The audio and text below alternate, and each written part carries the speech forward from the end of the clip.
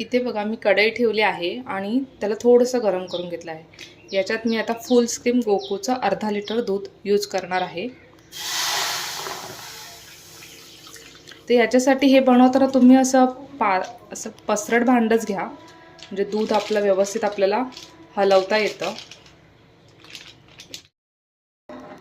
आता त्याला मला लवकर जर आपल्याला करायचं असेल, ते टाइम जास्त घ्यायचा नसेल तर आपण फुल गॅसवरती करू शकतो, पण त्याला हलवत राहायचं आणि जी बाजूला ही साई दिसते ती अशी काढून घेत राहायची, कुठेही चिकटायला द्यायची नाही साई, किंवा त्याच्यावरती जाड साईचा पट्टा पण यायला द्यायचा नाहीये। बस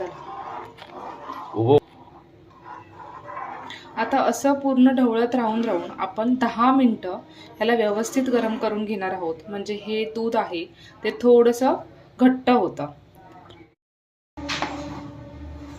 चला आता आपण ह्याच्यासाठी ना एक मी व्हॅनिला पावडर घेतली आहे। ही कस्टर्ड पावडर व्हॅनिलाची यूज केली आहे मी। तर इथे मी 2 ते 3 चमचे व्हॅनिला पावडर घेतली आहे। आता ही जी पावडर आहे ना त्याच्यामध्ये आपण पाणी टाकून किंवा दूधही टाकू शकता, एक स्लरी बनवून घ्यायची आहे आपल्याला त्याची, म्हणजे कुठेही घट्ट ठेवायचं नाही आहे त्याला, पूर्ण असं प्रॉपर व्यवस्थित मिक्स करून घ्यायचं आहे स्लरी टाईप। याने क्लस्टरमध्ये हे टाकलं ना की खूप छान अशी टेस्ट येते याला।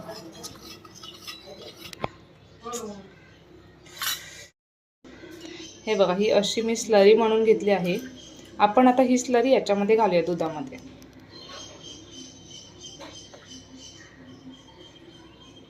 थोडंसं दूध घालून मी पूर्ण ते त्याच्यामध्ये टाकत आहे आणि नंतर परत आपण ह्याला मिक्स करून घ्यायचं आहे पूर्ण।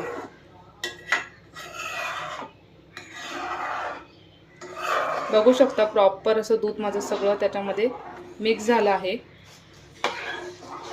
आता हे आपण टाकलं ना की आपलं हलकंसं दूध अजून घट्ट व्हायला मदत होते। बघू शकता हे दूध अजून हलकं असं घट्ट झालेलं आहे। जास्त पण ह्याला गरम करायचं नाही, कारण मग हे जास्तच थंड झालं की अजूनच घट्ट होणार। मग आता याच्यामध्ये मी घालणार आहे साखर। ह्याच्यामध्ये मी आता घालते साखर। साखर तुम्ही तुमच्या ह्याच्याप्रमाणे ॲड करू शकता, म्हणजे तुम्हाला किती गोड पाहिजे। तर मला जास्त गोड लागतं म्हणून मी थोडीशी एक्स्ट्रा साखर टाकली आहे आणि ह्याला परत एकदा मी हलकंसं फिरून घेणार आहे। दूध आपलं गरम असतं त्याच्यामुळे साखर ही पटकन त्याच्यामध्ये वितळली जाते। तर याच्यामध्ये बघा ड्रायफ्रूटमधले मी बदाम आणि काजूगर घेतले आहेत। याच्यामध्ये अजून ड्रायफ्रूट तुम्ही ॲड करू शकता की ही ऑप्शनल पण आहेत, नाही टाकायचे असतील तर नाही टाकले तरीही चालतील। तर हे ड्रायफ्रूट टाकून मी 1-2 मिनिटं ठेवणार आहे आणि आता गॅस बंद करणार आहे।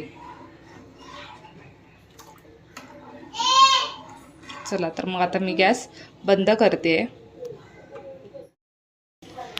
याच्यामध्ये आता मी घालते थोडीशी वेलची पूड। ही पण ऑप्शनल आहे, कुणाला नाही आवडत असेल तर नका घालू, पण पर्सनली मला आवडते आणि छान स्मेल येतो ते घातलं की, टेस्टही लागते वेलचीची छान अशी, म्हणून मी वेलची पावडर घातली। वेलची पावडर घातल्यावरती पूर्ण ते मॅश करून घ्यायचं, म्हणजे ते प्रॉपर पूर्ण दुधाला ती लागते। त्यानंतर मी ॲड करणार आहे सब्जा। इथे मी सब्जा घेतला आहे। तो सब्जा मी थोडासा भिजवून घेतला होता पाण्यामध्ये। 5 मिनिटात पण सब्जा नॉर्मली भिजून जातो पाण्यामध्ये।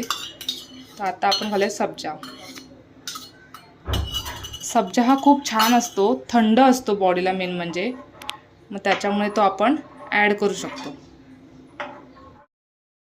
आता याच्यामध्ये बघा मी फ्रूट्स घेतले आहेत बारीक बारीक कट करून। एक सफरचंद आहे, त्याच्यानंतर स्ट्रॉबेरी, केळी आहे आणि डाळिंब आहे। याच्यामध्ये पण तुम्ही कोणती अजून फळं पाहिजे तर ॲड करू शकता। तर ह्याच्यामध्ये मी सगळी ही फळं घालून घेणार आहे। स्ट्रॉबेरी घालते, केळं आणि डाळिंब। तर थोडीशी स्ट्रॉबेरी आणि डाळिंब मी ठेवले आहेत कारण डेकोर करायला। तर हे सगळं घालून झाल्यानंतर आपण ह्याला एकदा मिक्स करून घेऊया। जेव्हा आपण दूध गरम होत असतं तेव्हा ही फळं टाकायची नाहीत, कारण ती शिजली जातील त्याच्यामध्ये। त्यामुळे गॅस बंद केल्यावरतीच आपण ही फळं त्याच्यामध्ये ॲड करायची आहेत। आता बघा इथे मस्त असं टेक्स्चर पण आलंय. आता आपण हे सर्व करून घेऊया.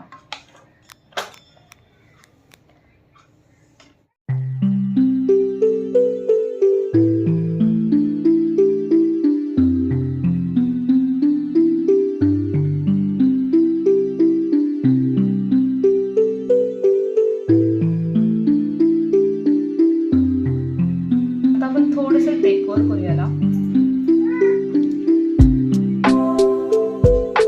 म्हणजे छान दिसेल.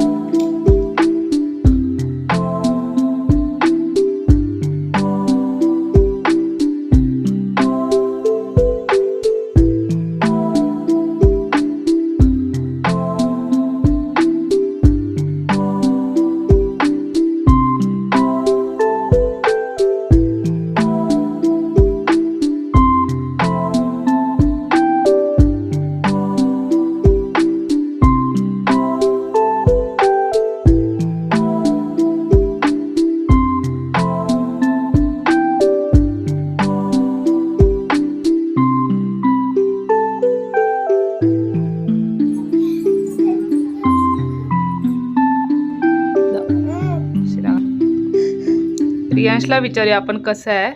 रियांशला पण आवडलं. रियांश कसं आहे? साध्या सोप्या पद्धतीने घरच्या घरी बनणारे हे कस्टर्ड तुम्ही पण एकदा नक्की बनवून पहा आणि कसं झालं हे मला कमेंट करून सांगायला विसरू नका. चला तर मग भेटूया अशाच एका नवीन व्हिडिओमध्ये. बाय.